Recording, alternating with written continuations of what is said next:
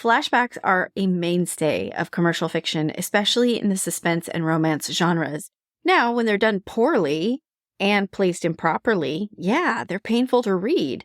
But here's the secret. When you learn to write a flashback well, they become a fluid part of the narrative. You don't even notice them, and really that's the goal. Welcome to the Write It Scared podcast. I'm your host, Stacey Fraser, a formerly repressed creative soul turned fiction writer, story editor, and author accelerator certified fiction book coach. At Write It Scared, we tell the truth about why writing a novel is so hard by acknowledging that most writers grapple with two stories.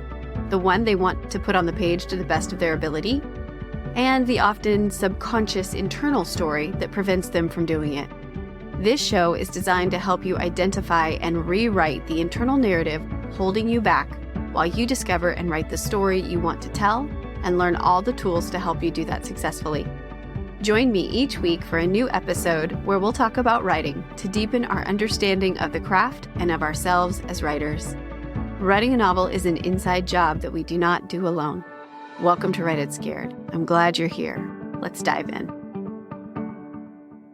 Well, hello, writer. Welcome back to another episode of the Write It Scared podcast. I'm your host, Stacey, and this is episode number 23. And today we're going to continue on with our craft segment and wrap up the discussion we've been having about the micro element of backstory. We're going to talk about how to write a seamless flashback in your fiction novel.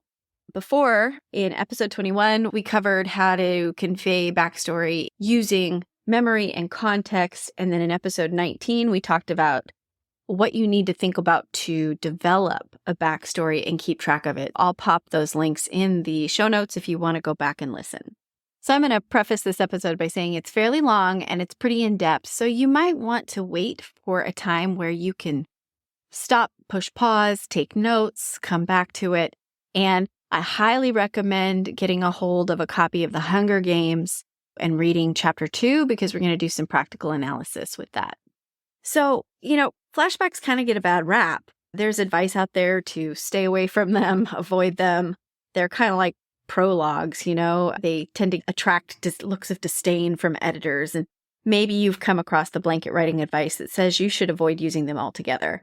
And I'm going to tell you this is not so.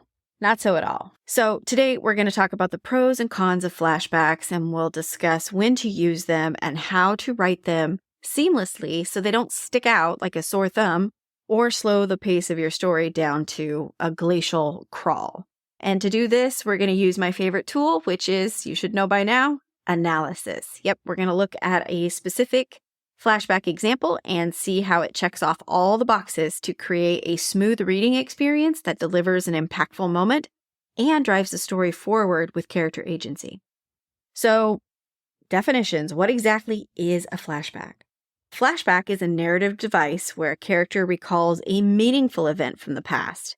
It can be an event from the backstory, as in before the story starts. We call that external analepsis, or it can be from a previous moment in the story's present timeline.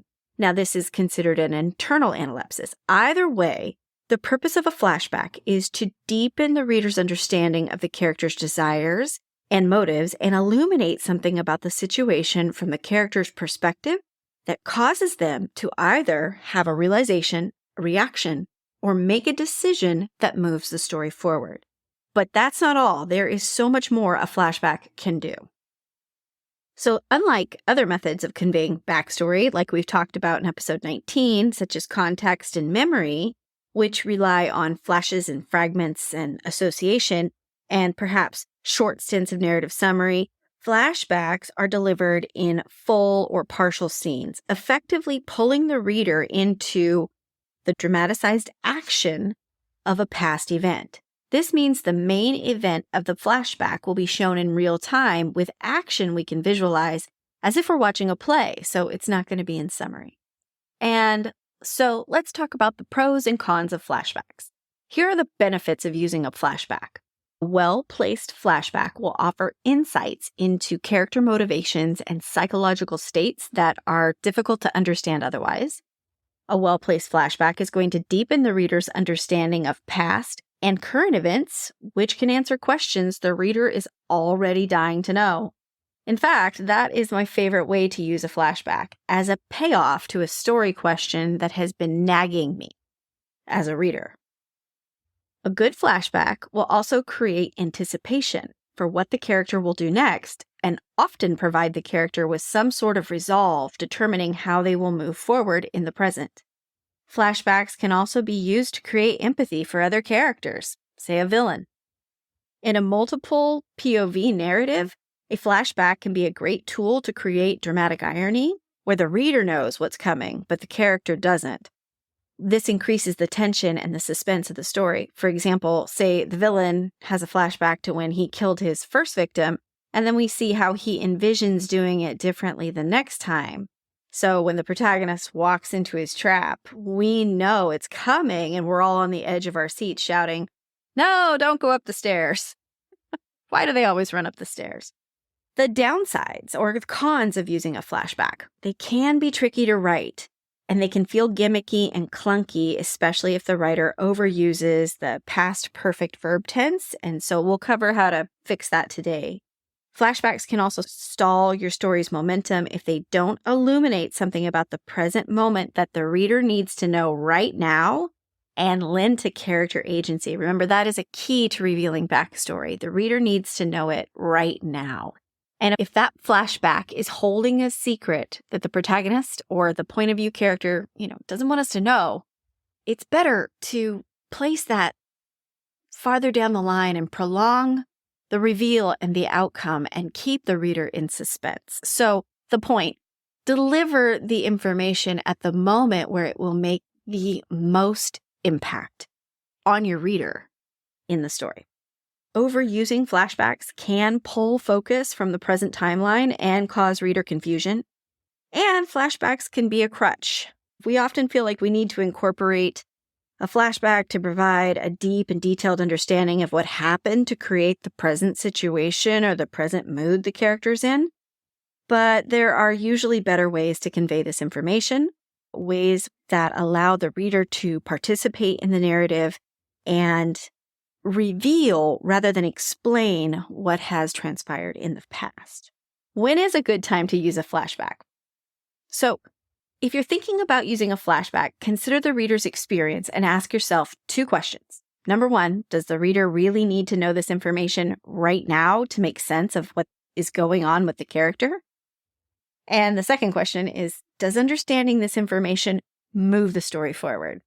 Or are you just conveying information for the sake of conveying information? If the answer to those questions is no, the reader doesn't really need to know this information right now, and it's not moving the story forward, then I advise against using a flashback. Look for another way to convey the information, such as with memory or context, or question whether or not that information really needs to be there in the first place. So here's some general guidelines to follow when writing a flashback. Do use them sparingly to prevent slowing the pace of your book too much.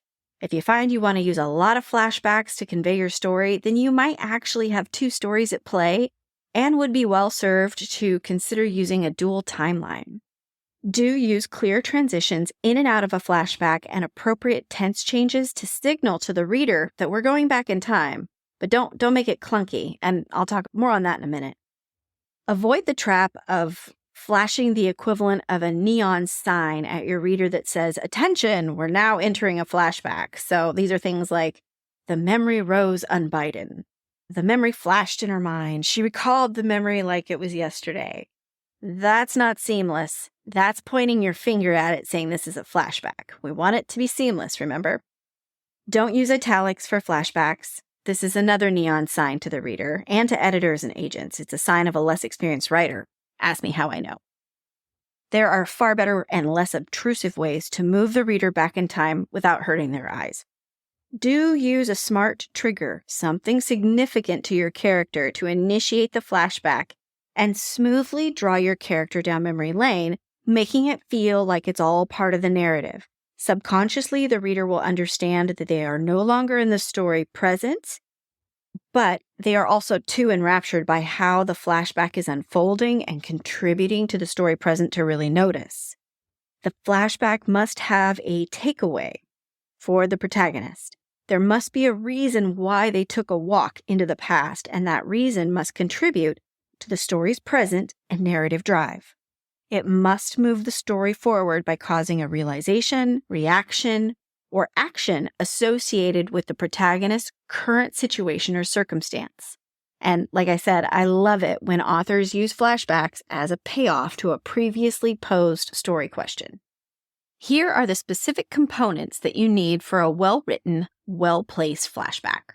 Your viewpoint character is going to be in a problematic situation, and the reader's going to understand why it's a problem because previous context has been given. There will be a trigger in the present moment. The character will transition into thinking about the past and anchor into a past experience with a tense change, which they won't notice, but you will remember to do as the author. The memory of the event will be presented in a full or partial scene form, and then we will have a transition back into the story present moment, and that transition will include a tense change, and then there will be a takeaway for the main character that creates a new or deepened desire, effectively moving the story forward and ideally increasing the stakes. Okay, now let's practice with analyzing a scene and picking it apart. And yes, I'm going to read to you again, so I'm really sorry. Okay, let's look at a relatively straightforward example of a well-known and well-done flashback from The Hunger Games by Suzanne Collins. So the flashback that I'm going to present to you is in Chapter 2. Here's the setup. So Katniss has volunteered to take her little sister's place as tribute for the Hunger Games, and she comes out of her shell shock as they announce the name of the second tribute, Peeta Mellark. Katniss instantly reacts with interiority. Here's what Katniss thinks. Oh no, I think, not him, because I recognize this name, although I have never spoken directly to its owner, Peeta Mellark. No, the odds are not in my favor today. I watch him as he makes his way toward the stage. All right, we'll stop there. So the announcement of Peeta Mellark's name is the trigger. Collins goes on to use several paragraphs to describe Peeta, the surroundings, the mayor, who begins to read the Treaty of Treason. And so we'll continue reading here. The mayor begins to read the long, dull Treaty of Treason as he does every year at this point. It's required, but I'm not listening to a word. Why him, I think? Then I try to convince myself it doesn't matter. Peeta Mellark and I are not friends, not even neighbors. We don't speak. Our only real interaction happened years ago. He's probably forgotten all about it. But I haven't, and I know I never will. Do you feel that the character is transitioning into thinking about the past here? I'm going to read a little bit more, and right here is our transition with a tense change that is taking us back into what actually happened in the past.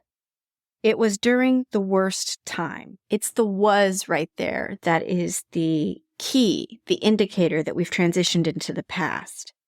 And Collins starts out with a bit of summary here. My father had been killed in the mine accident 3 months earlier in the bitterest January anyone could remember. The numbness of his loss had passed, and the pain would hit me out of nowhere, doubling me over, racking my body with sobs. Where are you? I would cry out in my mind. Where have you gone? Of course, there was never an answer. The district had given us a small amount of money as compensation for his death, enough to cover 1 month of grieving, which at the time my mother would be expected to get a job. Only she didn't. She didn't do anything but sit, propped up in a chair, or more often, huddle under blankets on her bed, eyes fixed on some point in the distance. Okay, I'm going to stop there. So, what have we got so far? We have our protagonist who is in a situation that is problematic, and we understand why. The problem? Well, she's the tribute for District 12 for the Hunger Games. She's just volunteered to take her sister's place. And they name Peeta Mellark as the other tribute. His name, his being the tribute is a trigger. And because of this, the character starts transitioning into thinking about the past. And that's where we are right now. We're anchoring into the past experience with that tense change. And then we get a little bit more of a setup of what Katniss is about to reveal to us. So there's several more paragraphs that are delivered in narrative summary that lead us to the interaction with Peeta that occurred years before, the one Katniss has never forgotten. And the gist is that because of her father's death and her mother's depression, and it's a terribly cold season, Katniss's family was on the brink of starvation. Here is the flashback, the actual scene of the past. On the afternoon of my encounter with Peeta Mellark, the rain was falling in relentless icy sheets. I'd been in town trying to trade some threadbare old baby clothes of Prim's in the public market, but there were no takers. Although I had been to the Hob on several occasions with my father, I was too frightened to venture into that rough, gritty place alone. The rain had soaked through my father's hunting jacket, leaving me chilled to the bone. For 3 days, we'd had nothing but boiled water with some old, dried mint leaves I'd found in the back of the cupboard. By the time the market closed, I was shaking so hard, I dropped my bundle of baby clothes in a mud puddle. I didn't pick it up for fear I would keel over and be unable to regain my feet. Besides, no one wanted those clothes. I couldn't go home, because at home was my mother with her dead eyes and my little sister with her hollow cheeks and cracked lips. I couldn't walk into that room with the smoky fire from the damp branches I had scavenged at the edge of the woods after the coal had run out, my hands empty of any hope. I found myself stumbling along the muddy lane behind the shops that served the wealthiest people of town. When I passed the baker's, the smell of fresh bread was so overwhelming I felt dizzy. The ovens were in the back, and the golden glow spilled out of the open kitchen door. I stood, mesmerized by the heat and the luscious scent until the rain interfered, running its icy fingers down my back, forcing me back to life. I lifted the lid to the baker's trash bin and found it spotlessly, heartlessly bare. Suddenly, a voice was screaming at me, and I looked up to see the baker's wife, telling me to move on, and did I want her to call the peacekeepers, and how sick she was of having those brats from the seam pawing through her trash. The words were ugly, and I had no defense. As I carefully replaced the lid and backed away, I noticed him, a boy with blonde hair, peering out from behind his mother's back. I'd seen him at school. So I'll stop there and summarize, but the scene experience continues with Katniss retreating to a tree near the baker's pig pen. She can hear the baker's wife screaming at the boy for burning bread and telling him to go feed it to the pigs. And when Katniss sees him, he's got a big old red welt on his cheek from being struck by presumably burning the bread. When he feels like his mom isn't watching, he tosses the bread at Katniss instead of the pigs, and he saves her. So the transition out of the flashback is gradual, going back into a brief narrative summary about how Katniss returns home, shares the bread with her family, sees Peeta again at school, but she doesn't speak to him, she doesn't thank him, and at the same time, she sees the first dandelion of spring, and she knows that her family has survived the winter. The reader is transitioned again, this time into the story present, with a paragraph that begins in the present tense. Remember, we had started in the present tense, we were transitioned into the past tense by that keyword was, and then we were in summary, in the past tense, and then we went into a descriptive piece of a scene in the past tense, and then we're transitioned back into the story present with present tense. And here's the line. To this day, I can never shake the connection between this boy, Peeta Mellark, and the bread that gave me hope and the dandelion that reminded me I was not doomed. And it goes on to show how Katniss regrets never thanking Peeta for what he did, and from that, she realizes that she's going to be thrown into the pit and forced to fight to the death, and she may have to kill the boy who once saved her. And so, given the circumstances, how is she supposed to thank him now? So, the reader is then nudged out of Katniss's interiority with this sentence, which continues to show us the stark realization that Katniss has had by recalling the events shown in the flashback. Remember, there has to be a takeaway. There has to be a reason for the character to have gone into that flashback. We need the story to move forward in some way. And so here it is. The mayor finishes the dreary treaty of treason and motions for Peeta and me to shake hands. His are solid and warm as those loaves of bread. Peeta looks me right in the eye and gives my hand what I think is meant to be a reassuring squeeze. Maybe it's just a nervous spasm. We turn back and face the crowd as the anthem of Panem plays. Oh well, I think.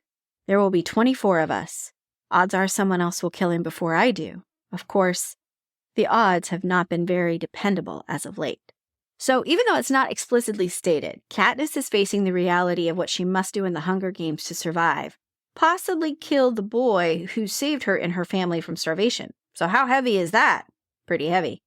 And from this, a series of compelling story questions emerge. Like, will she do it? Will she kill Peeta if push comes to shove? That's what the reader is now asking. So these questions create powerful narrative drive, compelling us to read on with a deeper understanding of the sacrifices Katniss may have to make to survive.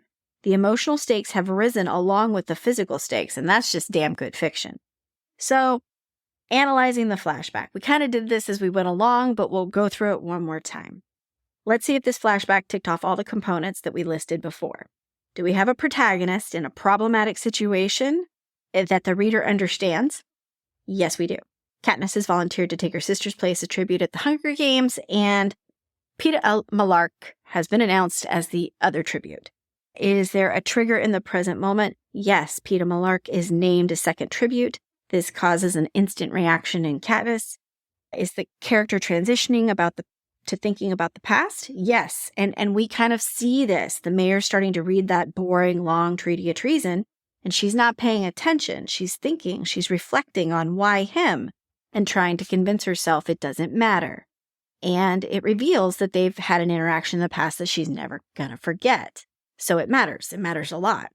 Was there an anchoring into the past experience with a tense change? Yes, we saw that. We saw it with the line, it was during the worst time.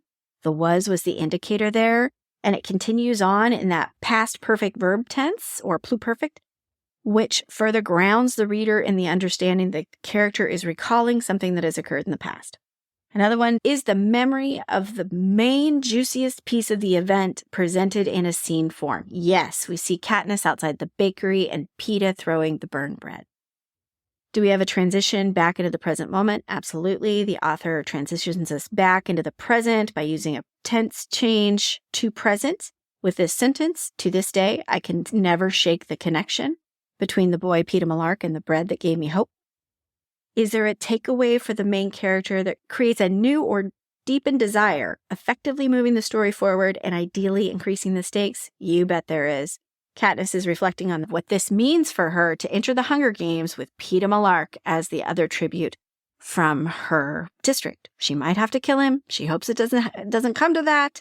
And yet the reader's wondering, will she do it? And from that, we have story questions that drive the narrative forward. So yes, this flashback scene has all the components we need to make it feel seamless and deepen our understanding of our character's motivation and allow us to anticipate their future actions. And did you notice how you got to participate in it? It's really hard to do that when you're listening to me tell it, but go read chapter 2 of the Hunger Games. Evaluate this flashback, and you will notice you're not being spoon-fed anything. You are being allowed to participate as a reader. Nothing's being explained to you. It's being delivered to you in a way which you can watch it unfold and anticipate how it's going to unfold, which is just cool. So there's also a bonus here. And the bonus was that this flashback scene was a payoff to a story question that had been posed earlier in the book. It answered why Katniss is so angry with her mother and what exactly happened to create the family dynamic of Katniss being the primary provider. This was also hinted at back in chapter 1 too, but this gives it a little more dynamic context. Okay, before we wrap up, I want to share a very quick craft tip for handling tense changes in flashbacks. So if you are writing in the past tense and you need to take a reader into a flashback, start your flashback off in the past perfect tense by using a few hads. Example, he had been, she had done, we had liked. Then drop the word had into a contraction with a solid D for a hot second or two. So for example, he'd been, she'd done, we'd liked. Then drop the past perfect completely and roll with simple past tense so the reader will read on without noticing. So here's an example if we put all that together. The day Lou died, Jennifer had been observing him with interest, curious as she'd never noticed him before. But that September day, for whatever reason, Jennifer watched Lou stroll across the boardwalk all the way to the end of the pier and step off like it was nothing. Now, I take absolutely no credit for this technique. I learned this from a book called Dyer's English by Benjamin Dyer, D-Y-E-R-E, which in general, this book is a very funny grammar guide, like snort laugh funny. So keep it in your pocket and refer back to that if you're writing in the past tense and you need to take a reader back into a flashback. Okay, quick warning about using the perfect past tense though. If you overuse it, the prose is going to feel clunky, especially when you read it out loud, which I always recommend you do. In fact, this is my one critique of this flashback of the Hunger Games that we just analyzed. The past perfect tense, to me, it's overused, but that's my taste. So while flashbacks often get a bad rap, they are far from unwarranted, and I hope this episode helps you see that when you execute them skillfully, and you can only do that with practice. This narrative device is a powerful tool, and it will enrich your storytelling. So you can learn to seamlessly integrate past events into the present narrative, which lets you deepen your character development, heighten your tension, and engage your readers on a much deeper level. So don't avoid using them. Instead, learn how and when to employ them effectively. They've got to serve a purpose beyond just exposition, whether that's illuminating your character's motivations, heightening stakes, or resolving story questions, and make sure that your reader needs to know the information they contain right now, and that it contributes to the story's forward momentum. So study other authors' techniques and see if you can pick out the components we discussed: a character with a problem, a trigger, a transition to the past, with a reason to anchor into a specific moment. The event of the triggered memory, presented in scene form, a transition back into the present, and a takeaway for the character because they had the flashback. All right, writer, that was a lot. And thank you for hanging in there with me. And I hope that this episode helps you learn how to pick flashbacks apart in other authors' writing, see when they're done well, and help you write them more seamlessly into your own fiction. I will see you next week. Thanks for tuning in. Thank you for listening to the Write It Scared podcast. If you enjoyed today's show, please make sure to hit the follow button so you never miss an episode. And please leave a review. Reviews help other writers like you find the voices and messages they need to hear to continue to write their stories. Let's lift each other up. Remember, you can be scared and still be unstoppable. I'll see you next week.